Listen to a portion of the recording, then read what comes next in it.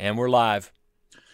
Good evening, folks, and welcome to a very special edition of the Second Amendment Daily Show, your source for all things happening in gun politics, the state and federal level. And I'm going to tell you guys straight up, tonight's podcast is going to be tough for some people to hear. Tonight's podcast is going to be very focused on a real big threat facing gun owners right now across the state and across the country, rather. If you've ever given money to the NRA, you have to hear this podcast. If you've ever wondered why the NRA has such weak endorsements at the state and federal level, you have got to hear this podcast. And if you've ever wondered why so many Republicans in so many red states, not to mention blue states, are supporting deadly red flag gun seizure legislation, you've got to hear this podcast, because we're going to give you the dirty little secret.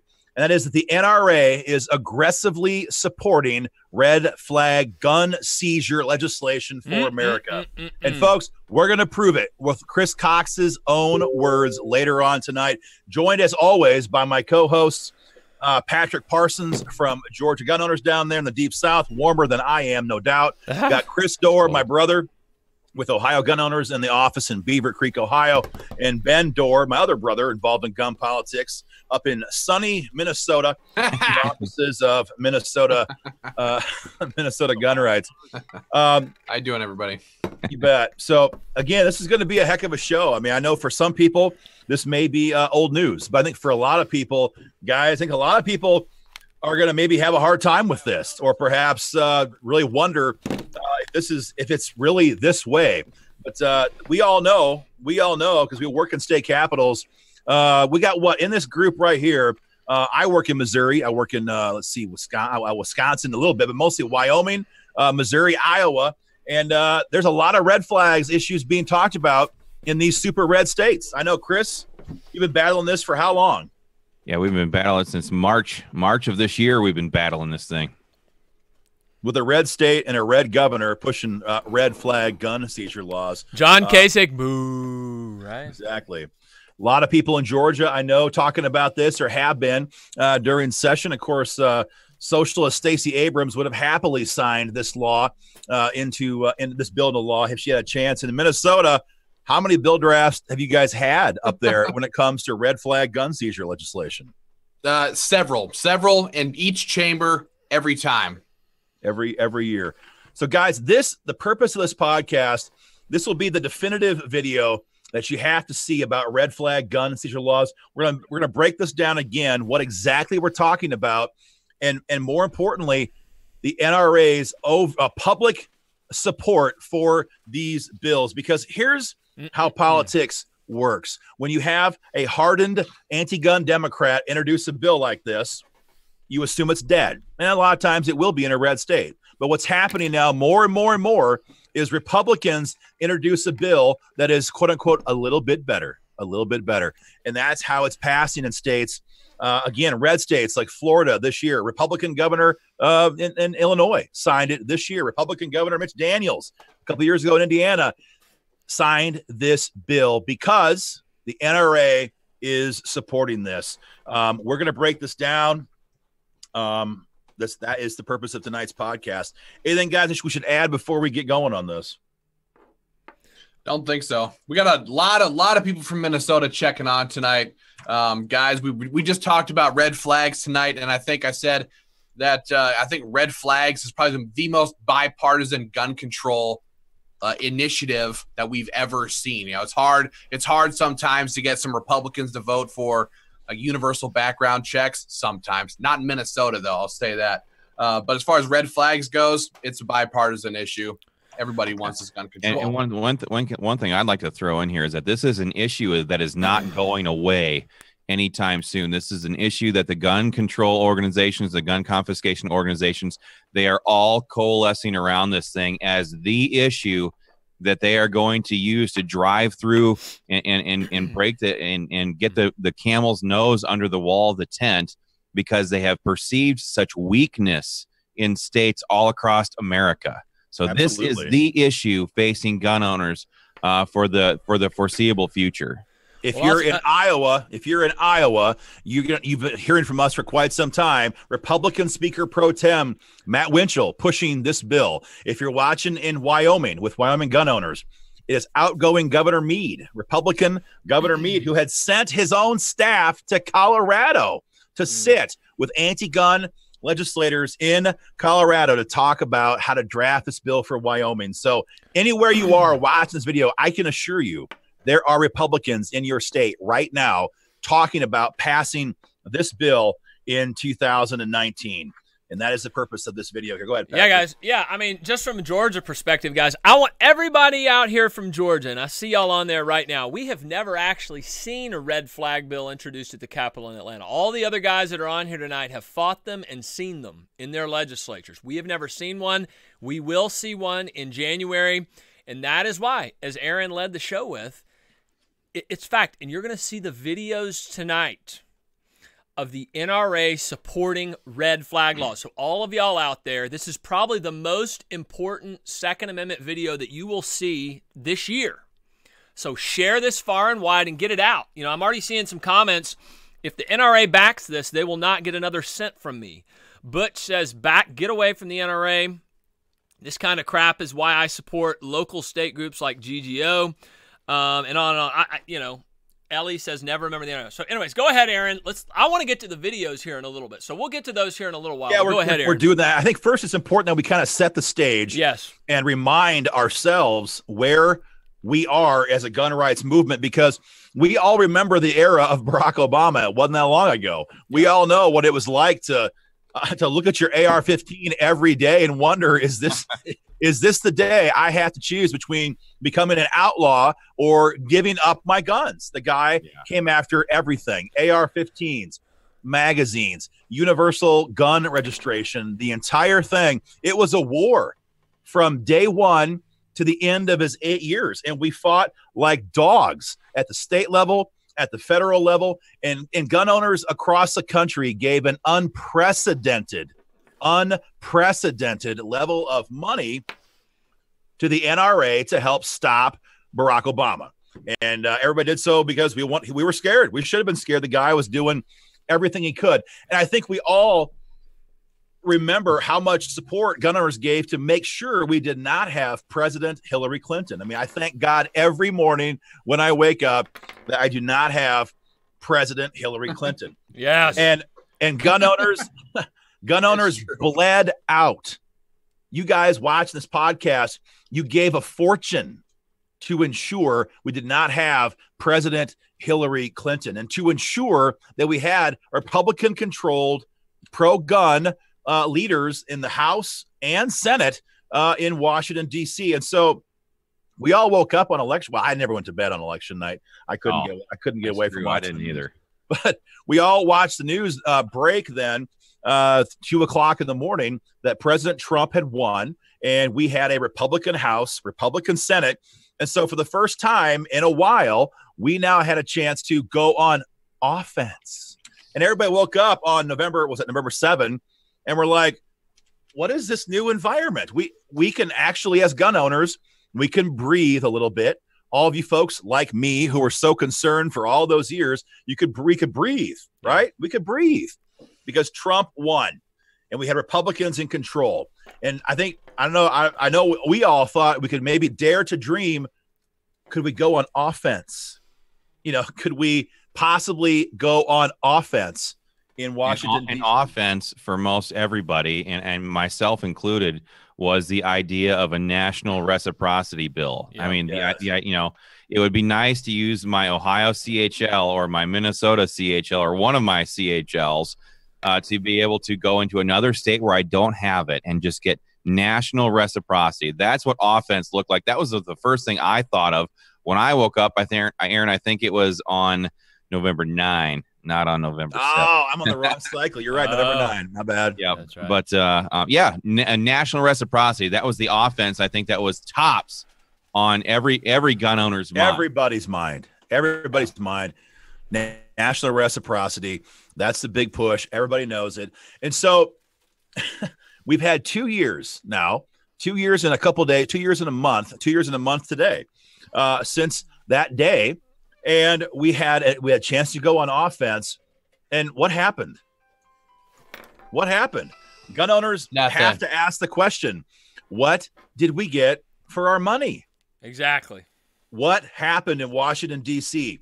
Did anybody see a push to pass national reciprocity? I don't mean, was there an email? I don't mean, was there a press release? I mean, was there a no holds barred, in your face, big guns being brought to bear, big money being spent in D.C. to pass national reciprocity? And we all know the answer. We all know the answer. The answer is absolutely not. All of that money, all of that energy, all of this 8 years of waiting for a chance to be on offense, squandered, wasted, betrayed for the last 2 years in Washington, D.C. But it gets a lot worse because, guys, we did see stuff happen in gun politics. What did we see? We didn't see national reciprocity. Right. Instead of national reciprocity, I think what happened was Las Vegas happened.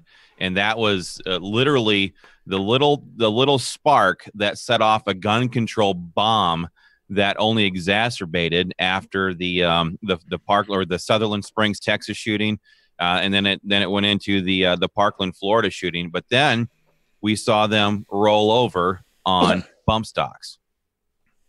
I think a lot of people, maybe some of you guys, maybe some of us on this podcast here, the four of us, maybe initially. We're like, well, it's a bump stock. I personally, to my shame, I have 6 kids to feed, so I'm not that ashamed. But to my shame, don't own a bump stock. Never had one. I've shot some, but I've never owned one. Yeah. So I think a lot of gun owners might have had that impression. I don't own one. I'm never going to get one. I don't really care. And that's at best. And some might have thought these were bad items that should have been banned. But I think we all agree here that misses the point dramatically, because the issue is not the accessory. The issue is in demonizing accessories. And so when the NRA publicly came out, this would have been what, guys, early 2016, right after the big massacres that had taken place in Texas and in Las Vegas. More importantly, they came out and said, that's okay. We agree with banning the bump stocks. I know a lot of gun guys sat back and said, wait a minute. We're supposed to be on offense. How the hell do we find ourselves now watching the NRA, watching Chris Cox get up there and smugly telling the world that we're okay with giving up all of our momentum and we're okay with giving up bump stocks? Because, again, we know what's going to happen. Once these are illegal, and it's going to be done now in about 90 days, as we all know, once this happens, the next shooting – they're going to go for the next accessory and the next accessory. And maybe it's a collapsible stock. Maybe it's a flash suppressor. Maybe it's a 30-round magazine. Maybe it's a binary trigger. Whatever it is. You give an inch, they take a mile. Exactly. Yeah. That's how my kids roll. That's how my kids roll. If my wife and I don't hold fast, they push and push and push. And obviously, it's no laughing matter with Michael Bloomberg, who spent $100 million in the midterms. These people, once they smell weakness, and there is so much weakness right now in the NRA, in state legislatures, and in the federal Congress, that they're going to run us ragged. So the first thing we all saw was bump stocks. They didn't even have to pass the bump stock ban. All it took was for the NRA to cave on that issue, and all of a sudden you saw all this gun control happening. You saw Nancy Pelosi, you saw Dianne Feinstein, you saw all these press conferences happening. It was all national media. They didn't even have to fulfill the bump stock ban for this to become a national gun control issue on every issue. Exactly. And guys, if you're getting tuned in right now and you're wondering what are we talking about, we're leading up to talk to you about the red flag gun seizure laws that are sweeping state capitals across the country right now.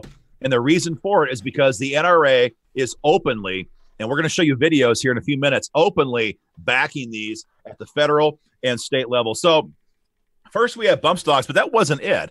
In this chance, this brief respite from 8 years of Obama tyranny, we had a chance to pass pro-gun bills. We also passed Fix NICS. The NRA comes out, right? This is after the mass shootings that had taken place. And the NRA comes out. And I think what's ironic to me is that Dianne Feinstein tried as hard as she could for 8 years under Obama. For 8 years. Even when they had the majority, she couldn't pass it. She couldn't pass it because at that time, the NRA was opposed to it. Yeah. They were opposed to it, and they couldn't pass it. But fast forward to 2017, 2018, and all of a sudden they come out publicly. Guys, you can Google it. Publicly saying we support fixed NICS, and that passed as well. Excuse me, guys, which is the largest takeover, the largest culmination of state and local databases, the largest gun database that we have ever had in this country. So that kind of brings us up. Go, Kris. I want to break in right here. And since they have passed this fixed NICS stuff, there has been a massive expansion of people who are losing their firearms, their CHLs.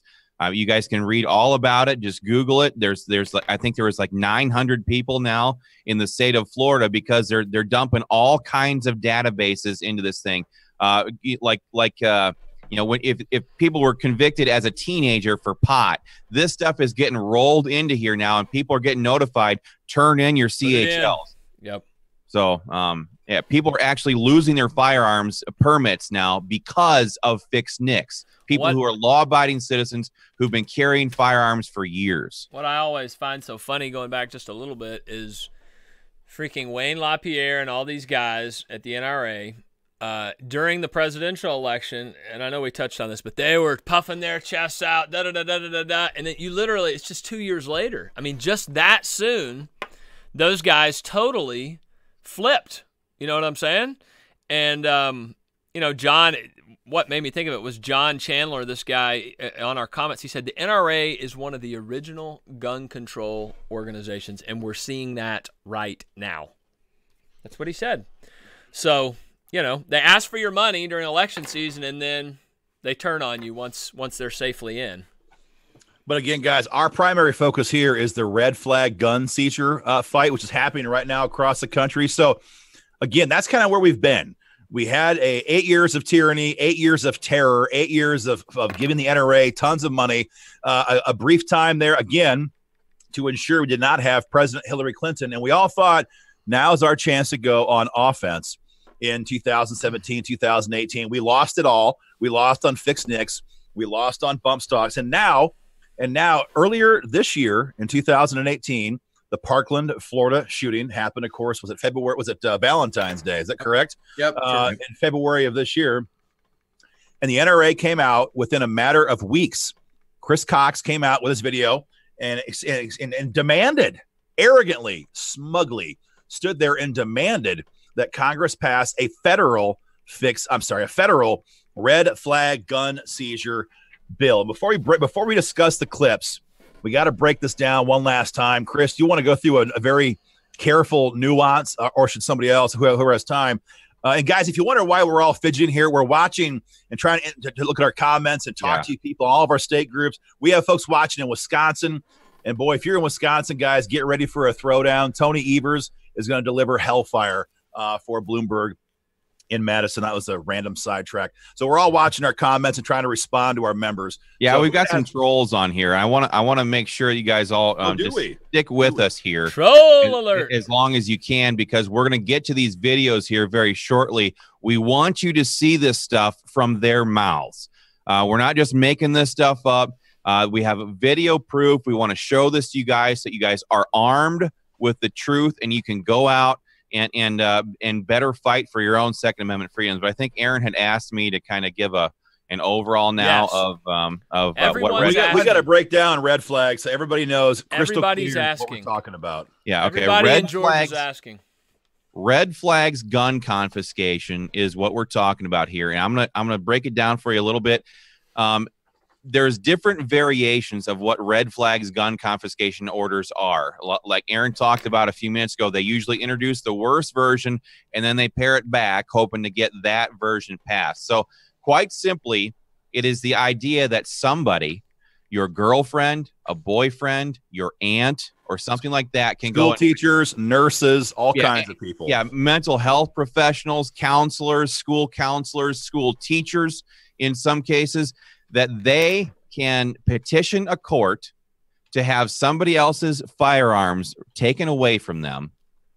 And in some cases, in the worst cases, they're done at ex parte hearings, in star chamber hearings, where the accused person or the person that they're trying to get the order against, they're not even allowed to be in that courtroom or in that hearing to defend themselves against the accusations being made against them. And in those cases, if the judge rules in the favor of the one person there who is making the accusation, knock, knock, knock at the door, they are there to take away your firearms. That's one scenario. Another scenario is they remove the ex parte hearings out of the entire process. And sometimes they constrict it so that only law enforcement can make the claim to a judge to try to have somebody's firearms taken away. Usually what happens in those scenarios is somebody who is, let's take, for example, somebody trying to gin up support for their divorce case. They can go to the law enforcement officer and say, oh, he did this or that. He did this or that to me. He threatened me this way. And what's going to happen there is the law enforcement officer is going to be the conduit for that person making the accusation. He doesn't want the liability.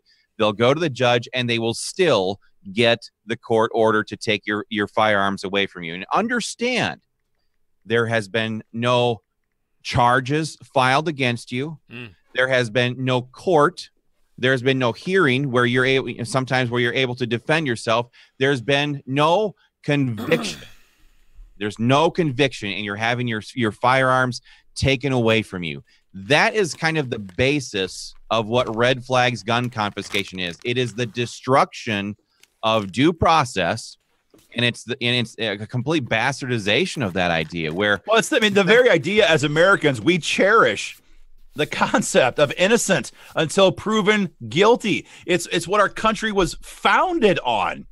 It's what we were founded on. Innocent, that the king could not just declare somebody guilty and throw them in the stockades. Yeah. And this totally, I didn't even cut you off, Kris, but this just totally destroys that. I think the underlying point again and again and again and again needs to be made over and over and over. It doesn't matter what variation. It doesn't matter who can file the complaint. It doesn't matter if you're there at the hearing or not. What matters is that you've never been arrested. You've never been charged. You've never been indicted. Yeah. You've never been convicted of anything. And yet you will, in hundreds and thousands across the country this year alone, thousands of Americans have had their guns stripped and seized from them because of this situation. And guys, we're going to discuss later on tonight the next level of red flags, what we're seeing right now in Washington State. We're going to pass on that for a little bit. But again, the purpose of this is to show you guys how much support this has in red states because of the National Rifle Association, who openly supports it. Guys, sure. Patrick, get video number 1 spooled up. We're going to get that going here in just a minute. Get number one. Guys, we're kind of new. We're kind of new guys at doing this kind of thing, so this might not be perfectly seamless, but you know what? We're going to do the best we can. All so right.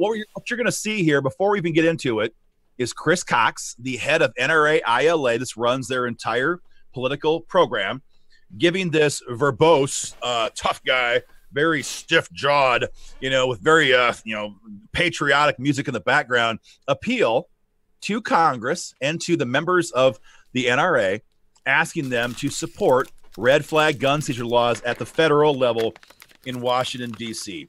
All right, Patrick, if we have it ready to go, I think we're ready to go here, guys. Okay, Micah, play clip number 1. We need to stop dangerous people before they act. So Congress should provide funding for states. Like we said, risk protection. This is our first time doing this, so we got a little kink. Here we go. Yeah, Micah, I didn't hear it. It's coming. They should hear it. Yeah, but I didn't hear it live when you were playing it. It's gonna go on Facebook. Hold on a second, guys. Let's make sure that video played. Okay, it did. So Congress should provide funding for states. Like we said. So we're talking about the fact he says here and telling us that Congress has to provide funding to do this so we can stop crime before it begins. This used to be a silly movie, right? Didn't we have Tom Cruise in this? We had a minority report movie, and the whole idea that you could stop crime and know it in advance and somehow, disarm people in advance was preposterous. But the NRA in this clip right here is actively saying we can find some way to stop crime before it begins, and that is the beginning of the end of due process. What blows me away, guys, is this is the same talking points that I've heard the Everytown for gun safety lobbyists make all across the country. They made this talking point verbatim in Missouri. They've made it in Ohio. Kris, you dealt with this for weeks down there. That's just what is so aggravating is that I hear these same quotes from the what we call here in Ohio, because we got a lot of them. We call them the Bloomberg's red shirt radical lying commie mommy brigade. We also call them redcoats now. We've got them here too. Yeah, Aaron, a few of the people here said that it was hard to hear. What was the quote that he had said just there? I need someone to play it again. Oh, sorry. Micah, play video number 1 again. Give us a second here. And folks, turn up your volume if you can. Okay, go ahead, Micah. We need to stop dangerous people before they act. So Congress should provide funding for states to adopt risk protection orders. All right, we're back, guys. Go ahead and talk, guys. Go ahead and talk. Sorry for the lag here, guys. So again, on the onset, they want to stop crime before it begins by, as you're going to hear in the next clip, disarming citizens of their firearms that have ever been convicted. Get ready. Clip number 2 ready to go, Patrick. Get clip number 2 ready, Micah. And you're not going to believe this. I wish we could hear it ourselves. I have no audio on my end, so I can't hear every single word. I know it from memory. I'll let y'all know. But if you guys check out clip number 2, Patrick, get it going. Go ahead and play 2, Micah. This can help prevent violent behavior before it turns into a tragedy. These laws allow a court to intervene and temporarily remove firearms when a person threatens violence to themselves or others. And we're back. We're back, Aaron. And again, guys, what you said for us. Yeah, recap it for the audience, Patrick. I'm sorry, guys. I cannot hear it when it's playing here on our What we're talking end. about here, it comes across, if you hear Cox's video, like it's some kind of a gentle, unobtrusive, no big deal. Let's go and just take the guns. Let's just take the guns for now, and we can stop this violent crime. It's not some kind of a gentle process. It's not a gentle intervention. They're coming into your home, and we're going to discuss the case of Gary Willis in Maryland in just a few minutes here. They hit his door at 5:17 a.m. on November 5, 2018 to take his guns. He comes to the house, to the door with a gun in his hand, and they killed him. So this idea that we're going to have some kind of a very gentle, very genteel, knock, knock, knock, we're here for your firearms, it's no big deal. You've not been arrested for anything. You haven't been indicted for anything. Aaron, you've got law enforcement experience in your past. Why don't you kind of flesh out for us what this kind of looks like for for a criminal versus what you and I, what we everybody watching this video. When someone comes to your house like that, yeah. I mean, when for law enforcement, it's very typical when you're going to do a high risk warrant, whether it's a fugitive warrant, for their arrest, or a search warrant and raiding a drug house or some kind of a flop house. When you hit a house like that, the criminals know how this works, and because they've been on the block before, they've been around the block before. And so they usually have about 3 choices. They can run, they can fight, or they can, as we always said, assume the position. Drop down, put your hands up, because they know that when a team comes like that, hitting the house in the middle of the night, like that, they're coming to take care of business. That's just the way it works. And so a criminal knows that if he draws a firearm, they're likely going to be shot. That's just the reality. Yeah. Every criminal knows that, but the people watching that's way different than what you and I experience. I know. The 4 of us and people watching this podcast, the 4 of us, if someone hits my house at 5:17 in the morning, the first thought I'm going to have, like I'm sure everybody else watching this video, is, holy cow, there's a home invasion in progress. It's happening right now. And my first action is going to grab my Glock 23 next to my bedside stand with my light underneath. And I'm going to rush out in the hall because my kid's bedroom is down the hall closer towards the front door of my house than my own bedroom. And what's going to happen? You're going to run down the hall. you're going to grab that gun and you're going to try to get between whatever is possibly coming down that hall to your kid's bedroom. Yeah, you're going to get shot, and you're going to get shot. That's how they're not going to come to your house at 10 a.m. with a bottle of lemonade in their hand and say, "Hey, bro, we're here for the guns. It's all cool." They're going to hear man with a gun who has just been issued a seizure order because somebody somewhere somehow claims you're a threat with a gun, and they're going to come, and they're not going to come and say please. So we need to hear clip number 3. This is perhaps the heart and soul of this podcast, guys. Clip number 3 is the big con. It's the big con. Micah or Patrick, okay, you can get clip 3 up and going. Micah, clip number 3. This is the big con job from the NRA here. Here it goes, guys. To be effective and constitutional, they should have strong due process protections and require that the person get treatment. There it is, right out of Chris Cox's mouth. Due process protections. They want you to believe. They're desperately trying. Patrick, make sure he can do the whole video top to bottom here in a few minutes. Find that clip as well, the whole video top to bottom. Right. They want us to believe. They want gun owners to be duped and fooled into backing this because they say, oh, don't worry, we're going to have due process. And Kris, this happened, I think, first in Ohio in terms of the big deal. The big compromise. It's happening right now in Iowa. It's happening right now in a bunch of red states. But explain what we mean by this, the big trade-off that they're trying to make.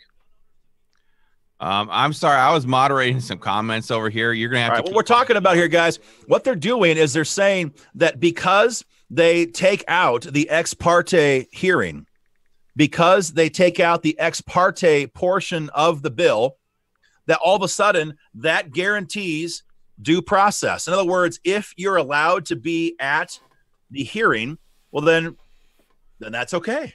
That's okay, because we have taken away of the due process violations. That is insulting. That is embarrassing, and that is complete malfeasance. They're trying to dupe gun owners into actually supporting this crap, because the ultimate due process violation is not whether or not you're at the hearing. The ultimate due process violation is that you've had your guns taken away before you've had a day in court. Do any of That's y'all what Chris Cox is supporting. And you know, I find at the end of the video he said to paraphrase it, don't jump the shark. We and our 5 million members demand passage of this legislation. I have not heard one, and I'm glad you brought that up, because that's what I was about to say. I have not heard one person, one gun owner say, I support red flag laws. The only people I see are the red commie brigades up at the Capitol supporting this stuff. Has anybody, any gun owner out there heard of anyone who supports taking away your firearms without even a day in court, without a charge? As somebody, we're in lame duck session here in Ohio right now, but as somebody who has been interfacing with hundreds of gun owners every day for the last several weeks straight, I mean hundreds every day, I have not had one single gun owner say, I think these red flag gun confiscation orders are a good idea, that they'll lower crime. Not even one. The only people who I've been hearing from or seeing advocate for this stuff are Bloomberg's redcoats. That's it. Nobody else. So is the NRA in bed with Bloomberg, apparently? I mean, that's what it sounds like, right? And we're going to get to that video clip in a few minutes. I think someone might have jumped ahead of the clip roll here. We're going to get to that in just a few minutes. But I think the underlying issue, the big issue here with the NRA, the big issue with Republican lawmakers right now in states like Wyoming, Iowa, Ohio. These are red states. Red states. The heck with the blue states. We know what's happening there. The big con job is what Chris Cox articulated. That is that if we just take out the ex parte hearings, it's all good. And they want gun owners, they want you and I to say, oh, well, yeah, I mean, they fixed it, so it's all good. And they want to snow you, and they want to just totally confuse gun owners into thinking that it's okay. And again, the anathema in this bill, the evil in this concept is not the hearings. It's the idea of having your guns stripped away from you by force before you've ever had a day in court, before you've ever gone before a judge, before you've ever been indicted, ever had a chance to go and make your own defense in a court of law. That is the linchpin that this entire concept relies on. And for Kris Cox to sit there and tell his members, tell you guys, the backbone of his organization, that it's okay because we've taken care of this issue is a lie. It's a lie. And I just want to throw in there, I mean, you know, our job in gun rights is to advance and defend gun rights. We don't care if you're a Republican, a Democrat, anti-gun group, whatever. Our job is to defend the Second Amendment. Got a couple people on here going, "Oh, you're just NRA bashing." No, what we're doing here is trying to make sure everybody knows the truth about who's pushing this stuff, both at the state and national level. We're here to defend gun rights. We're here to make sure our Second Amendment rights survive from generation to generation. And when every Town for Gun Safety is pushing this stuff, we expose them. When Moms Demand Action is pushing this stuff, we expose them. When the Democrats are pushing this stuff, we expose it. When the Republicans are pushing this stuff, we expose it. And when Kris Cox with the NRA is boldly demanding passage of radical red flags, gun seizure, gun control, we expose it. It's as simple as that. It's as simple as that. Amen. This is why it's passing in red states. If they would stand up there and say, absolutely not, over our dead body, will you support this? These bills would never get off the ground in red states, and that's the reason why. So let's get on to clip number 4. Get ready to go with that, Patrick. I'm not quite ready for it yet. Okay. But, guys, what you're going to hear this next clip is Cox totally choking on the talking points, the logic that we hear every day from Dianne Feinstein, you know, from Cory Booker, you know, from Michael Bloomberg, from Every Town for Gun Safety, and that is that we have to do something. We have to do this to deal with the culture of violence. Wow. I have heard that culture of violence concept and talking point, and I've read that in 100 emails, 500 emails in the last couple of years trying to explain away gun control. Right. And now we have to listen to Kris Cox use those same talking points that we have to be okay with this. We have to be okay with red flags. We have to be okay with no due process. We have to be okay with the end of innocence until proven guilty because we have to deal with the culture of violence. Patrick, if you can have him play clip number 4, that'd be great. Okay, Micah, clip number 4. This is the NRA basically spewing Michael Bloomberg's talking points. Go ahead, Micah. These proposals can be done right now. While they won't solve everything, they will help lead to a broader discussion on how to address a culture of violence in America. There it is. There it was. It's just weakness. It's just weakness. Again, don't forget where we are. This is 2018. This is our time to be on offense. All of the money that you guys have given, all of the phone calls that we have made, all of the work that we all did to keep Hillary Clinton out of the White House. This is our time to shine, our time to get back at Barack Obama's 8 years of tyranny. And we have to sit here and listen to this choke artist tell us that because of the culture of violence, we have to be okay with red flag gun seizure laws. It literally makes my blood boil to think about where we should be. And don't think for a second. A lot of people have this question. Well, what do we do? What do we do when somebody is showing red flags? You know, what the heck? You know, what do we do at that point?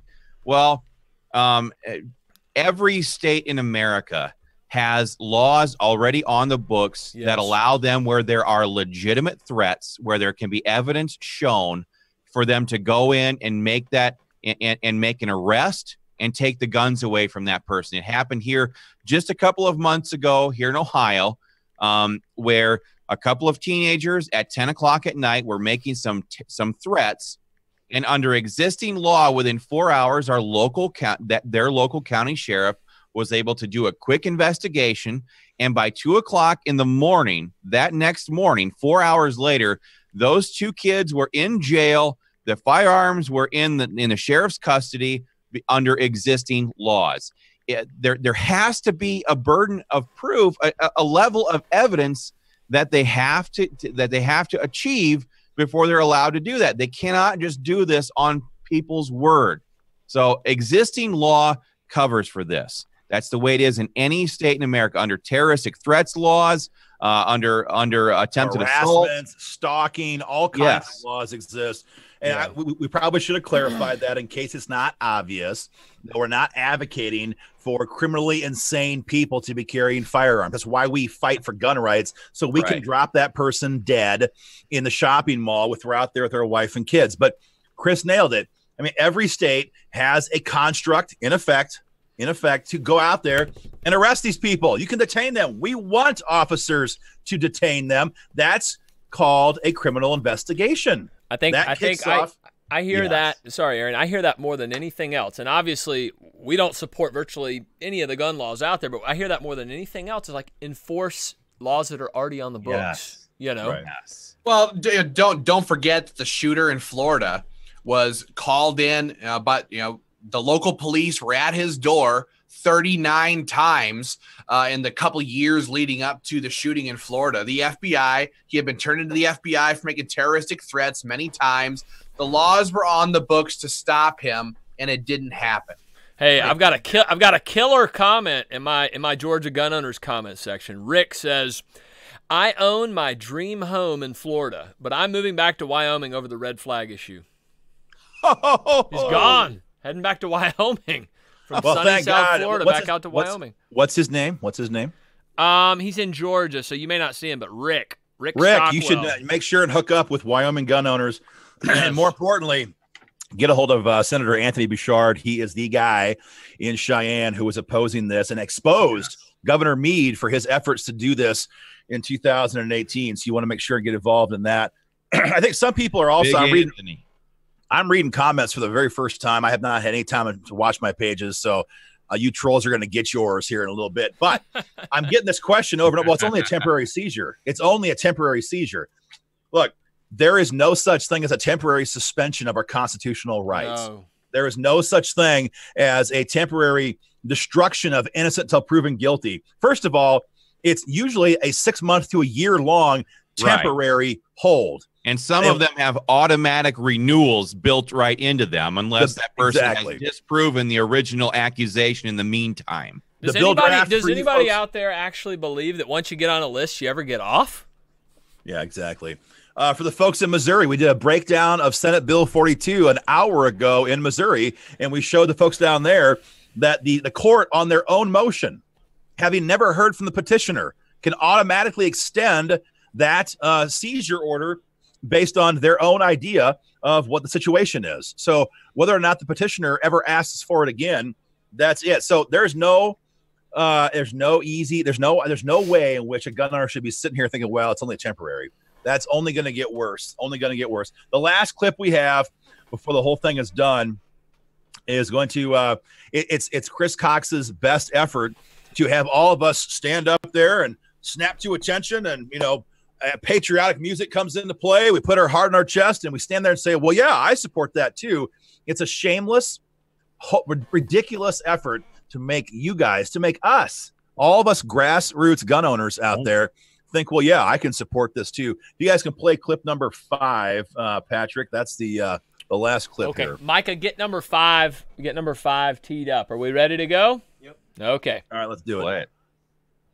We can take action and prevent violence and protect the Second Amendment rights of law-abiding Americans at the same time. That's what the 5 million men and women of the NRA are committed to do, and we hope you'll join us in getting it done. Trash. Are we back? Yeah, we're back. You get the full video queued up, Patrick, as well when you get a chance here now. So this is the whole thing. It's the end of due process. Calling on Congress to pass it using all of their resources, which is money you guys gave them. Stand back and say, well, of course we support this because we fixed the due process issues. And that's what all the members of the NRA, all the grassroots gun owners want. That's bullshit. Yeah. We talk to gun owners every single day on behalf of almost a dozen state-level gun rights orgs that we all work in. And we know for an absolute certainty that they don't want that. But this is what lawmakers are saying right now in state capitals across the country as their justification for passing red flag gun seizure laws. And again, I'll say something blue in the face.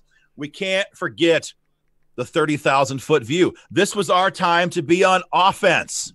All the money we gave, all the support, all the doors that we knocked on as gun owners, all the phone calls we made to get a pro-gun majority in Congress, to get President Trump in the White House, to keep Clinton out in the street, all for nothing. All for nothing. Crazy. Because over the next short 2 years, they caved on bump stocks, they caved on fixed nicks, and way worse than both of those combined, perhaps, they caved in on red flag gun seizure laws, and we will pay the price for this for decades. Decades. They're caving on it here at the outset. And like one of my good guys here in Ohio just commented, he said, wait, could this not be a federal red flag? Couldn't they not pass this at the federal level and have it apply to all the states? Dang well they could. Of course. That's what Kris Cox is talking about. That's exactly what former Congressman, or almost just about to be former Congressman Eric Paulson from Minnesota. Eric Paulson is the main Republican who co-sponsored red flags gun seizures in Congress this year. It cost him his seat, by the way. Yeah. And again, this is impacting your red state. I don't care if you're watching in Pennsylvania. They just barely stopped this for now.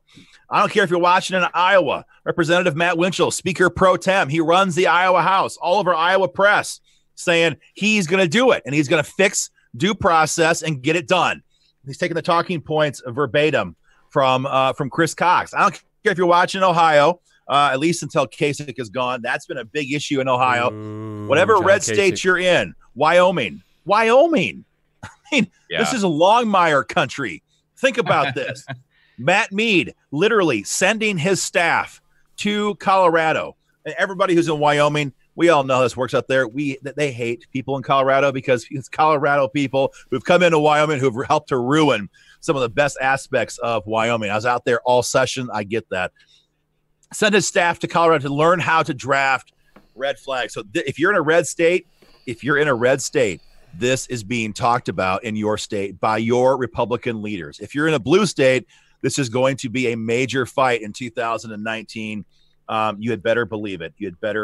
Patrick, do we have the full clip ready to go here from top to bottom right now? Micah, we got the full clip? Okay, we're ready to go with the full clip of Kris Cox from the NRA supporting red flag laws. Here we go, guys. We need to stop dangerous people before they act. So Congress should provide funding for states to adopt risk protection orders.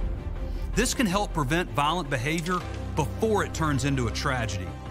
These laws allow a court to intervene and temporarily remove firearms when a person threatens violence to themselves or others. To be effective and constitutional, they should have strong due process protections and require that the person get treatment. These proposals can be done right now. While they won't solve everything, they will help lead to a broader discussion on how to address a culture of violence in America, which is desperately needed. There will always be evil in this world. That won't change. But we can change our response. We can take action and prevent violence and protect the Second Amendment rights of law-abiding Americans at the same time. That's what the 5 million men and women of the NRA are committed to do, and we hope you'll join us in getting it done.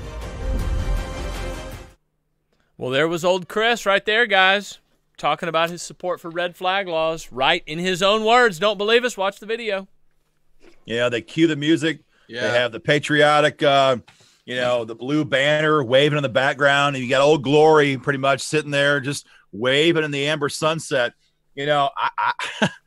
If I was a benefactor member who had given $5K or maybe $10K or maybe $20K over the course of a lifetime to these guys, and I watched this play out, I would be sick to my stomach.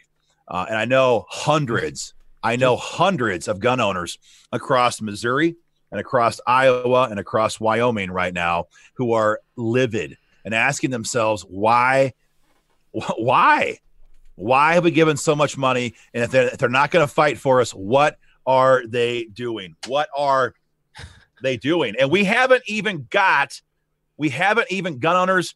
I don't think always, maybe we don't think in terms of the long-term play being pushed by Bloomberg, being pushed by the radical left, George Soros. I know a lot of times I can fall in this trap where I think in terms of next session, the next 2-year cycle, whether it's in Congress or it's in Des Moines or Jeff City or Madison or Cheyenne. These leftists, they think in terms of the next 10 years and the next 20 years. Yes. And we're seeing this happen right now. So if this hasn't got you angry enough yet, and if you're not concerned enough yet about red flag gun seizure laws, as Kris described half an hour ago, you've got to hear what's happening right now in Washington State.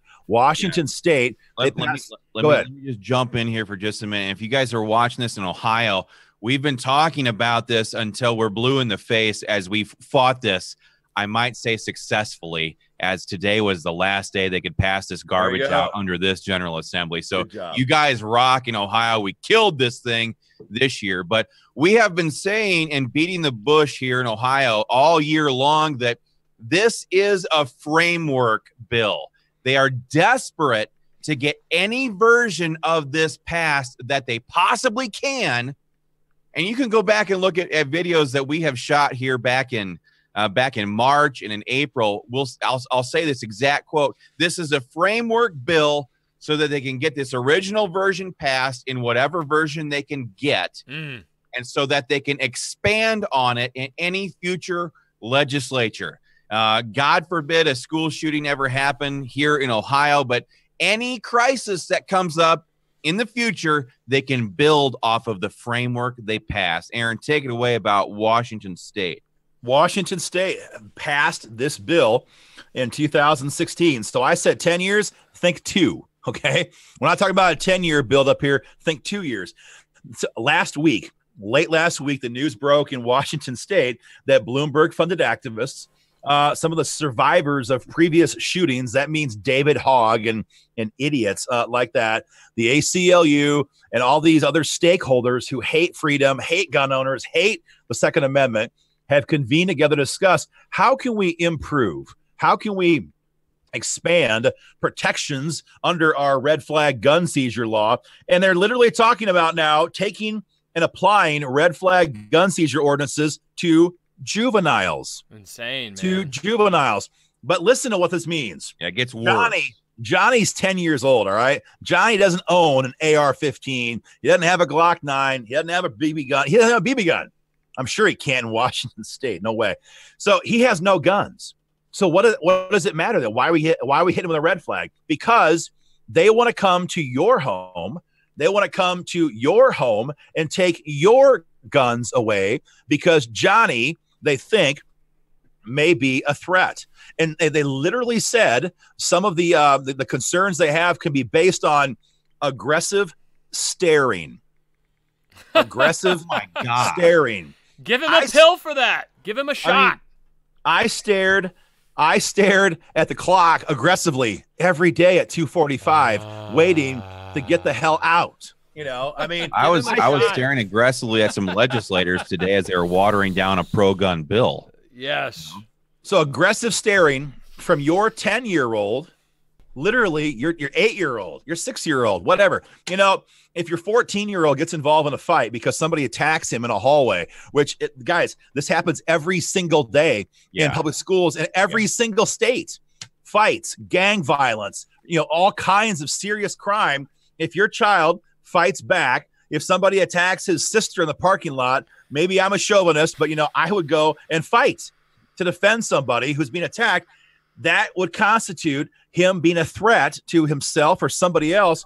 And they're going to pass this and apply it to the parents. And in Washington, they have a father who they're trying to get him to voluntarily comply and voluntarily surrender his firearms. And they're outraged. They're not outraged. They're baffled. They're shocked that a law-abiding American man would not want to voluntarily surrender every gun he has. They're angry. He won't let them come into his home, and search it for the firearms. And so now they're going to readjust the red flag bill to allow for exactly that. And if you're not angry enough yet, listen to this. They said once this is done, once this happens, parents will have to choose between keeping their firearms in their home and their kids in their home. Did you hear that? Say that again. Insane. If they apply it to your children, they will make you choose their own words. This is their own talking points. They will make you choose between keeping your firearms in your home and your children in your home. Take the kids. Take the kids away. They're going to do. So this is public.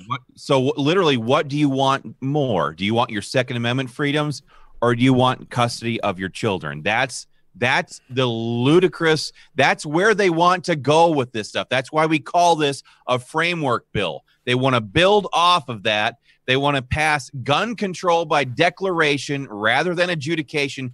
And once that wall is torn down, the barrier for freedom that is due process, Katie, bar the door, because all this stuff is coming right through it. Yep. We saw it today. You would think that somebody like Chris Cox would understand that. Nah. Yes. No. We saw it today. We saw it today. Bill drafts talking about hate speech being used as evidentiary grounds in a red flag gun seizure hearing. Yeah, well, a friend of mine, Tori Strago over here, just said, he goes, I say conservative things and anti-Islam things on Facebook all the time. I'm quite sure they'll use that to red flag me and take my guns. Yes. That's exactly what we're talking about. They absolutely will. You marry up hate speech issues, whatever that means. Whatever that means. You marry up a hate speech prosecutor with a red flag gun seizure law in your state, and you can kiss your butt goodbye. Yep. That's it. You're done, because everybody here sees the way culture is trending, right? We look back 20 years ago and we think of how our childhoods were, or if you're older than that, maybe you got to look back a little further than that. But look where we are now, and then we kind of project the last 10, 15, 20 years into the future. We look ahead 40 years into the future for when our kids are old and adults and having kids of their own. This is very, very, very bad. In every sense of the word.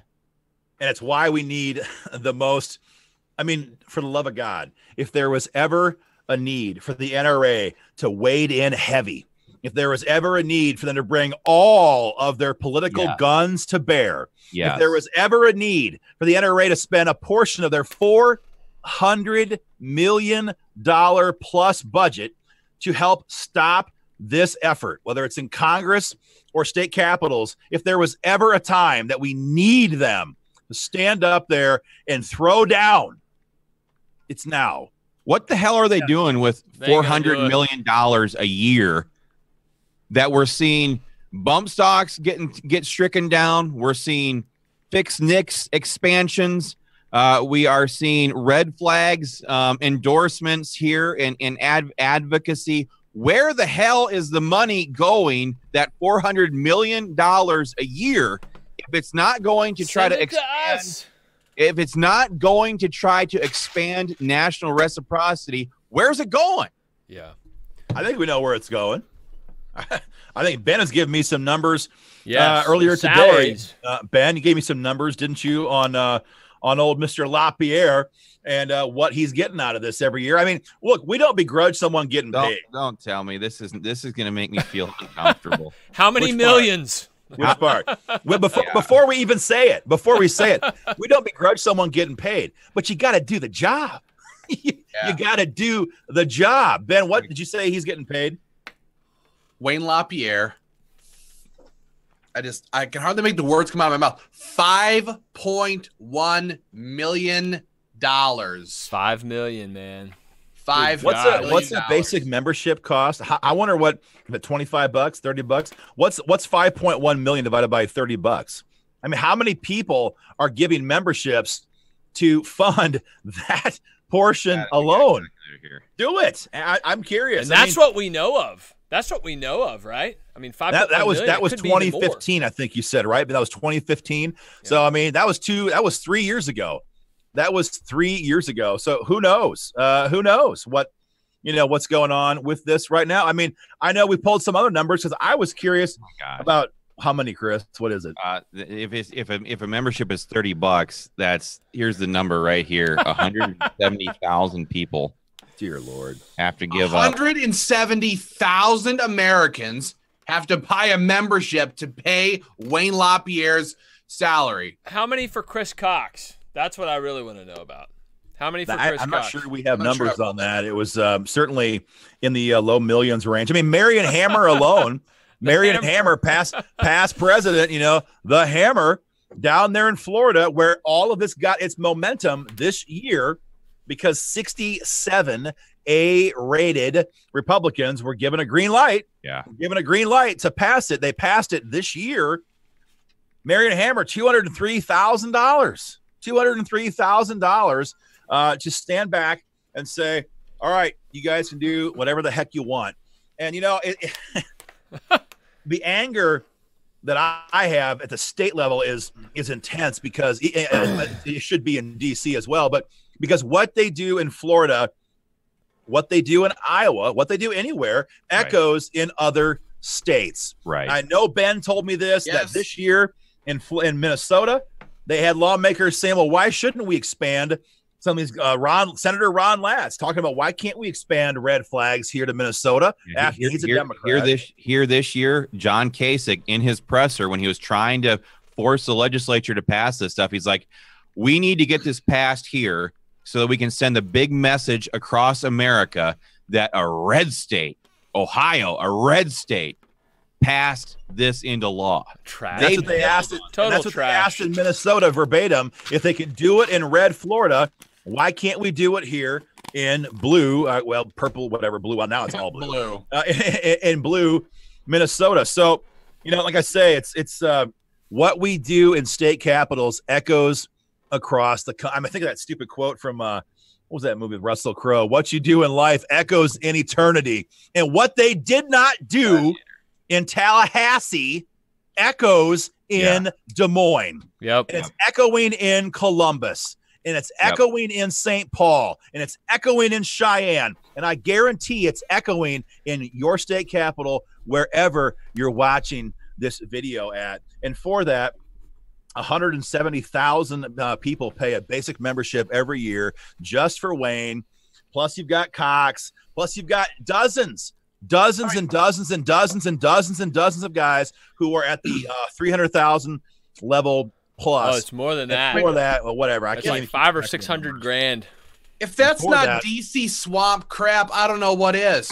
I don't know what is. You walk around. I mean, come on. Anybody can strap on a suit. They have professional copywriters tell them exactly what to say. You saw it in Kris Cox's video here. You got your American flag type thing waving. You got your patriotic music playing. They're using all this mumbo jumbo lingo, and they're getting paid hundreds of thousands or millions of dollars to stand up there and use talking points that are written for them. Meanwhile, at $5 million, you're just waltzing around DC, glad handing anti-gun politicians, and it just disgusts me. I just can't stand it. When red flags came knocking at the door of Ohio, our membership went to war to stop this. We know Ohio gun owners, members and supporters of Ohio gun owners know that the gun control builds on each and every state. And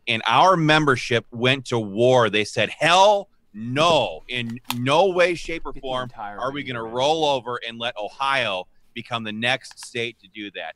That is what stopped red flags this year in Ohio. And I will also add that the NRA never came in and opposed this thing at all. They didn't offer testimony. That's crazy. They weren't there the day of. Nobody was there to block it except the members and supporters of Ohio gun owners. And that's why I love those people, our people. They are my closest friends in this state. Well, what we've got over here, guys, in Kennesaw, we're running some of the back end operations over here. We have the entire video again of Kris Cox from the NRA A lot of y'all are asking for it. I see it on Georgia. We have the entire video of Kris Cox expressing the NRA's support for these red flag laws. So go ahead and play it. We have it right here, guys. It's going to play right now. We need to stop dangerous people before they act. So Congress should provide funding for states to adopt risk protection orders. This can help prevent violent behavior before it turns into a tragedy. These laws allow a court to intervene and temporarily remove firearms when a person threatens violence to themselves or others. To be effective and constitutional, they should have strong due process protections and require that the person get treatment. These proposals can be done right now. While they won't solve everything, they will help lead to a broader discussion on how to address a culture of violence in America, which is desperately needed. There will always be evil in this world. That won't change. But we can change our response. We can take action and prevent violence and protect the Second Amendment rights of law-abiding Americans at the same time. That's what the 5 million men and women of the NRA are committed to do, and we hope you'll join us in getting it done. There it was again. For those of y'all who haven't seen it, Kris Cox of the NRA on the video expressing their support for red flag gun confiscation laws. There it was. No Gun confiscation laws. They are the gun control issue of our, not of our generation perhaps, but maybe. I don't know. They are the issue of the day. This is the focus point that they are zeroing in on. We cannot let this stand. No. Go ahead, Aaron. No, go ahead, Ben. Well, no, just to recap that video before people are, if you're getting tuned in right now, don't forget these key words: no arrest, no charges, no indictment, no hearings, no conviction of anything, Let that culminate in your mind and think about the ramifications of that. No arrest, no indictment, no conviction of anything, and you are disarmed for a year, for 2 years, for 6 months, whatever it is. Don't ever forget that. No conviction, no conviction. Well, like we've seen in all of our own states, the deal is done behind closed doors between the politicians and the lobbyists. It happens all the time. Clearly, this is what's happening here with old Wayne. We'll call him $5 million Wayne from now on. $5 million Wayne and Kris Cox. This deal has been done here. We have no issue with the fantastic members of the NRA, the folks who are members of that organ. Right. None whatsoever. People are asking about that. We have no problem with that. It's the leadership. It's the leadership of the NRA here that is shoving this stuff down your throats. So there's a little debate over here on the Minnesota Gun Rights page. Some people are saying defund the NRA. Others are saying, well, maybe we shouldn't defund the NRA. It's the leadership that's the problem. Well, I'll tell you what, nothing speaks louder to somebody like Wayne LaPierre, who needs to maintain his $5 million lifestyle, than all of a sudden millions of American gun owners standing up and saying, no red flags, no compromise, stop this crap, get back on the straight and narrow and fight for no compromise in Congress and in these states. That might be enough to turn them around. So I mean, I guess what I'm saying is, yeah, people here on the Minnesota Gun Rights page are ticked off. A lot of them are saying, I'm canceling my NRA membership. I'm done until they change course. And maybe that's what needs to happen here until Kris Cox turns around and goes, maybe it was a terrible, terrible choice for me to betray all the members of the NRA and push for red flags. The NRA is now changing course, and we're going to oppose red flags. That's the only way to get this job done, as far as I'm concerned. Yeah, make no mistake about it. We would love nothing more than to watch them do a complete 180-degree about face on this issue, because, my kid's future depends on it. So if we can right their ship and get it opposed to this stuff again, that is ultimately what we would love to see here. I mean, that would be awesome. And what I'm afraid is going to happen now, with Nancy Pelosi about to take the gavel, with a harsh radically mobilized, crazed anti-gun caucus in Washington, D.C., now controlling the House of Representatives. What I'm afraid is going to happen instead is the email machine is going to crank up and the direct mail machine is going to crank up. Yep. And gun owners across the nation are going to be told, oh my gosh, oh heavens, oh help us. We need your $20. We need your $100. We need your $5,000. We need your money to stop Nancy Pelosi's war on your gun rights. And the wheel just keeps on turning. So we needed to have your money to stop Obama. They got it. They needed to have our money to stop Hillary Clinton becoming president. They got it. They needed to have our money to help advance pro-gun bills. Nothing. Crickets. Nothing, Crickets. And instead of that, it's red flags, fixed nicks, and bump stocks. And now, oh my goodness, we're right back into the help us stop Nancy Pelosi, and we're right back in it again. And this is the game. This is the swamp fundraising game in Washington, D.C., and that's where it's going to happen. And look, I don't think anybody here begrudges any efforts to raise funds to for a cause. In this case, fight for guns. We all need to raise funds to fight for gun rights. But I can give you a snapshot. I can give you a snapshot of what some of the state groups here do with the cash we raised. I can't speak all the numbers verbatim, but I know that Patrick Parsons in Georgia spent 6 figures plus making sure that radical socialist Stacey Abrams did not become governor by informing gun owners where she stands and exposing her radical agenda. That was well done. That's a fact. And the NRA came in at the last second and piggyback. It was over at that point.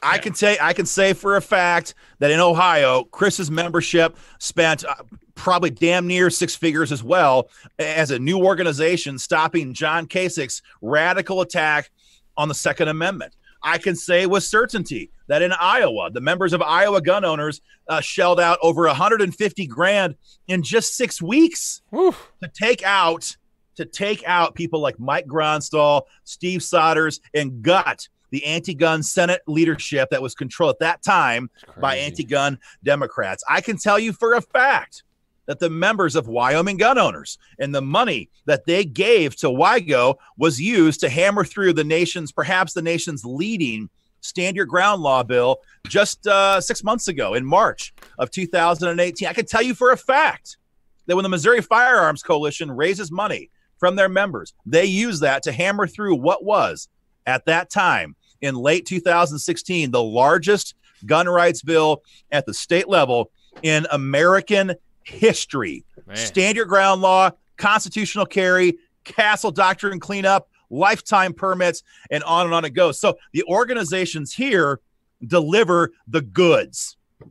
Hey, don't leave Minnesota gun rights out of there. The members and supporters of Minnesota gun rights have stopped every single gun control bill that has come forward in the last 5 years. They shut it down in 2013. They shut it down in 2016, 2015. They shut it down last year in 2018 when they were poised to pass red flags, gun seizures, and universal background checks. The members and supporters of MGR said, screw the political class, screw these compromise organizations. We're going to shut it down, and they did themselves. My bad. My mea culpa to them. I was up there and helped. I was doing lit drop operations, for heaven's sakes, in Minnesota, so I should have known that, and my bad to the members of Minnesota Gun Rights.